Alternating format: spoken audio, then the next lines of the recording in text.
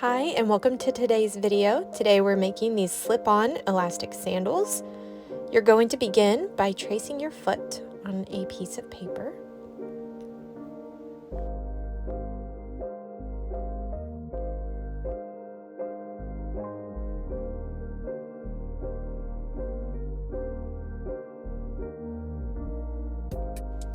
And once you have it traced, you're going to make a mark between your first and second toe, and then 2 marks behind the widest part of your foot, and 2 more marks a few inches in front of your ankle bones. So altogether, you just made 5 marks.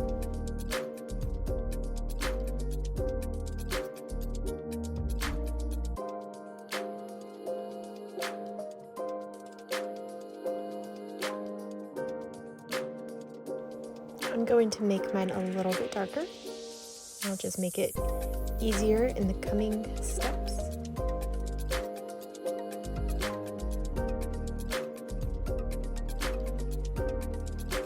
Now I am going to add some length to the front and back of my shoe footbed here by adding 5 millimeters to the front.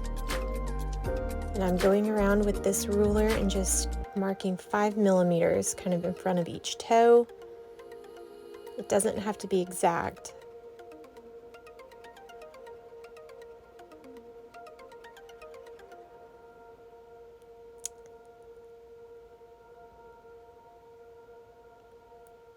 And then I'm moving down to my heel. I'm adding another 5 millimeters of space behind my heel.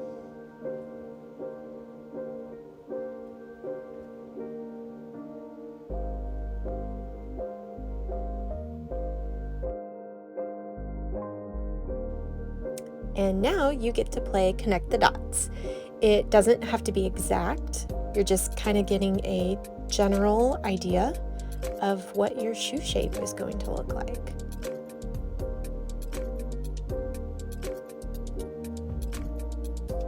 And I am only adding length to the toe area and the heel area. I'm not adding any extra space to the side of my feet.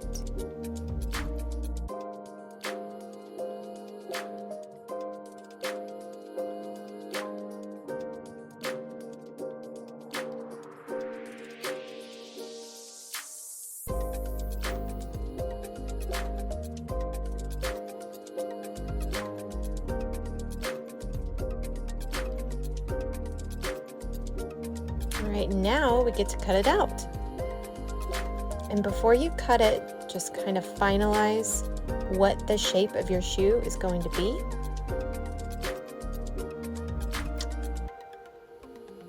You can see I also labeled this with the word right on it. Now I'm going to fold it where that mark is between my first and second toe and just make a little slit in the paper right there. And now I'm going to just kind of push it through with my fingernails, open it up a little bit. That way, when I use my marker on the suede footbed material I'm going to use, the marker can get through there and show me where the loop needs to go. All right, now I have my black suede that I'm going to use for my footbed. I'm going to be tracing my pattern with this silver chalk marker because it shows up easily on the black suede. And I'd like to point out that this is going to be the side of the suede that is glued down. You can see that the word right is facing up at me, which means this is actually going to be the footbed for the left shoe, because the opposite side of the suede is going to be the one that is facing up and actually making contact with your foot. This side is the one that makes contact with the rubber sole. So I traced it, I made a mark in our little slit between the first and second toe, and now I'm going to make little marks where the other 4 marks are as well.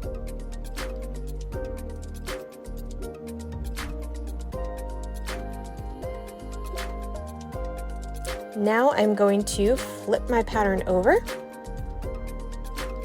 And this is going to be the piece for the right footbed.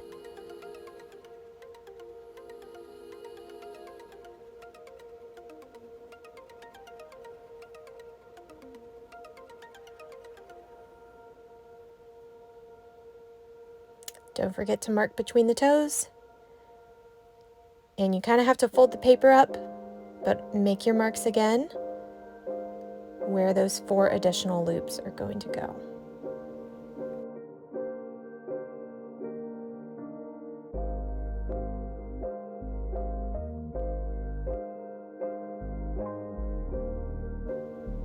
Now it's time to cut these out. I use leather scissors that I got at the craft store. They work so much better than regular scissors. Okay, this again is the side that will be glued down. This is the side that your foot will sit on. So we're working on the underneath side right now. I have this little X-Acto knife. I'm going to make a slit on the mark that would sit between your first and second toe.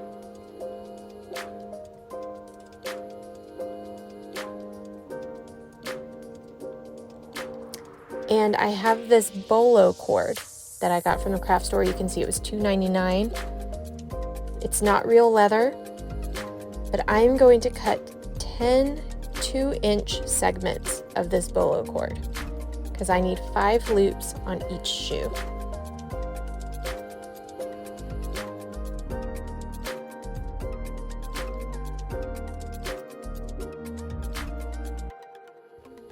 Okay, now I am taking 2 of the segments, folding them in half, and I'm going to push them through the slits that we made in each footbed. You want your slit to be just wide enough for the loop to fit through snugly.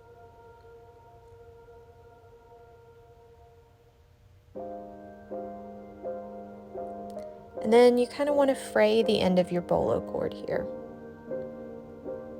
I like using this bolo cord because you can fray the end and it kind of gives you better surface grip, if you will.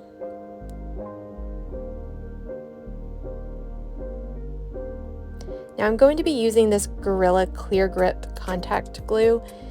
This glue is safe to use indoors, which is why I'm using it for this step, but honestly, you can use any adhesive you'd like that will work with whatever materials you're making your footbed and loops with.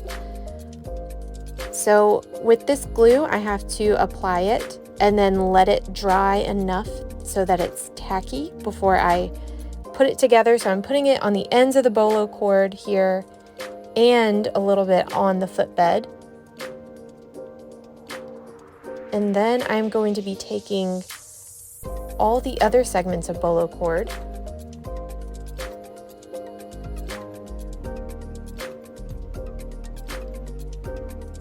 and kind of fraying each end.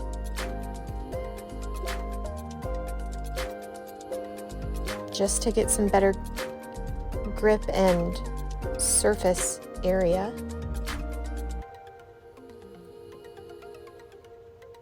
I'm going to be applying the glue just here to the little frayed ends. I'm also putting a little bit of glue on the spot where the loop will go, because that's just how contact adhesives work. You have to have glue on both surfaces and then apply pressure for them to stick to itself.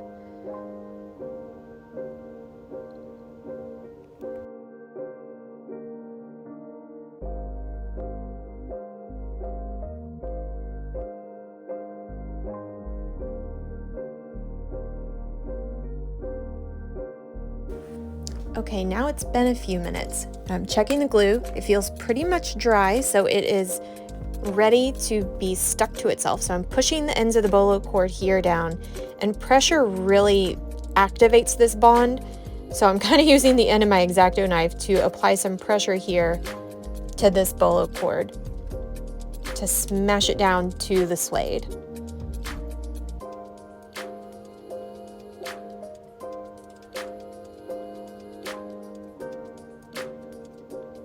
Now I'm going to take the other 8 pieces of bolo cord, kind of fold them in half, push them down into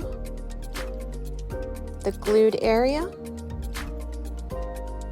and I'm really trying to apply some pressure with my fingers,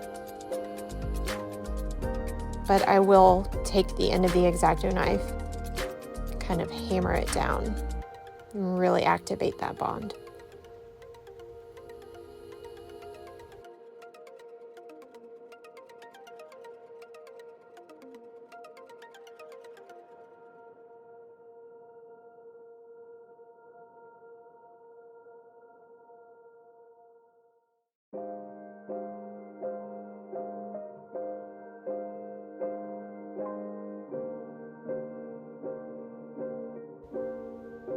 All right, one footbed done, let's do the other one.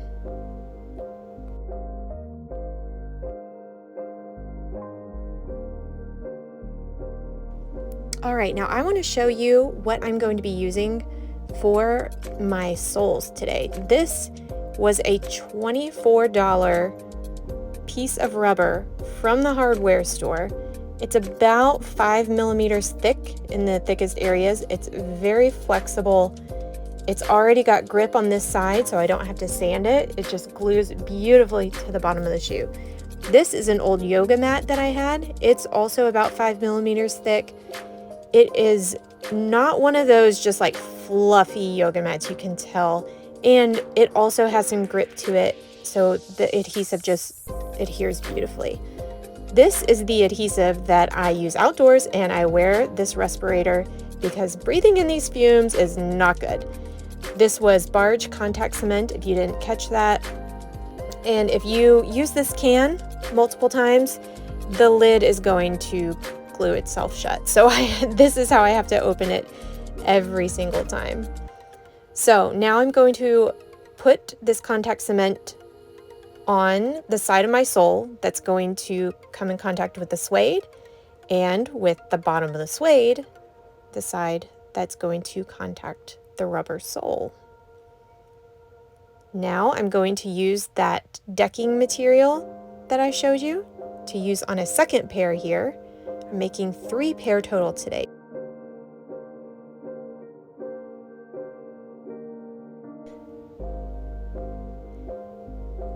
Now, this contact cement takes a few minutes to dry. You can see it's a little tacky, but my fingers aren't sticking to it that badly. So once it's dry, I'm going to make contact between the two sides with the adhesive.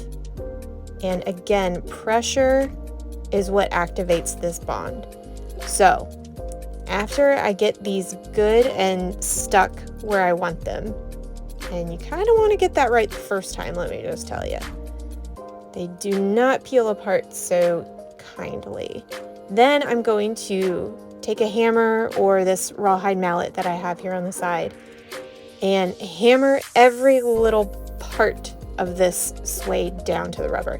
Now I can take this respirator off. Once the glue is dry, the fumes are pretty much gone. So I take that off ASAP because it's hot. So here I am applying pressure, and now this glue cures for about 24 hours. Okay, so this is 24 hours later. This is the next day. The glue has completely cured, and I'm very carefully trimming the excess yoga mat off of this pair of shoes. I'm careful to avoid those loops, those bolo loops that are hanging off the side.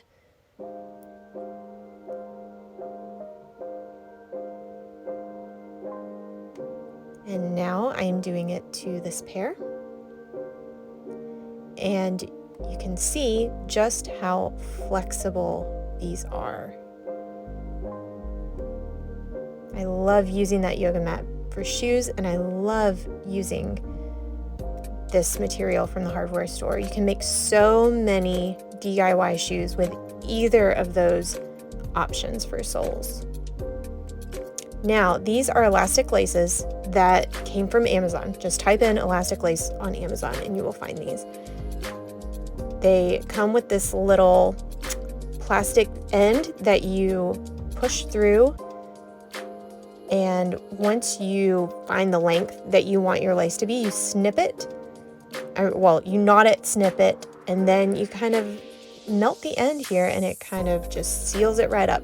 Then you pull this little metal part down, and it's got a matching metal end on the other end that you screw together, which is how these become slip-ons. So now I'm going to push this through my bolo cord, and in hindsight, maybe wait to put the metal end on the lace until after you get these laced through all your loops, because as you can see, that kind of took me a moment.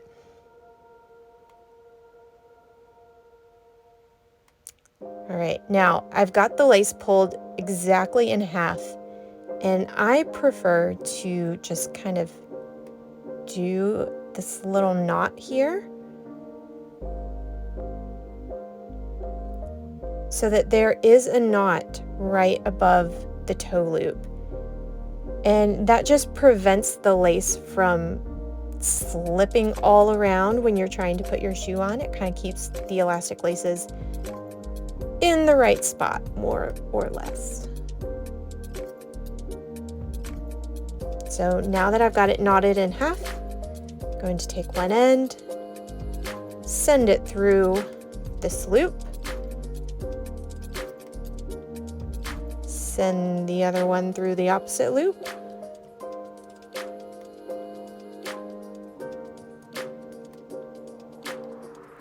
kind of straighten them out here. Now crisscross. Send this one through the opposite ankle loop, and same for this one. Send it through the opposite ankle loop. Now you've got them laced. Now you take the end that you've already knotted and trimmed and use the little fire thing on. Lighter, that's what it's called. See? So what I did was I wrapped these around my ankle ahead of time, which I should have waited, and I trimmed it to the length that I would need. So that's what I did off camera, which I did not think about filming. I'm so sorry. But now that they're together, you just kind of flip it like that, fold it, and ta-da! This is where your foot will go. You kind of stretch the laces like this and just slide your foot right in there.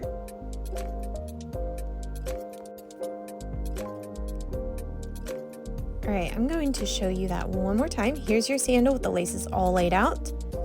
You're just gonna flip it and fold it. And then kind of grab the laces like I showed you, slide your foot right in. And with these elastic laces, you can always make them shorter and tighter by unscrewing that little attachment and trimming, knotting, trimming, and then using the lighter on the end of the lace. Here's the second shoe, just for a refresher. And again, I'm just going to flip it and fold it. And there you go. If you like this video, please like and subscribe. Thanks.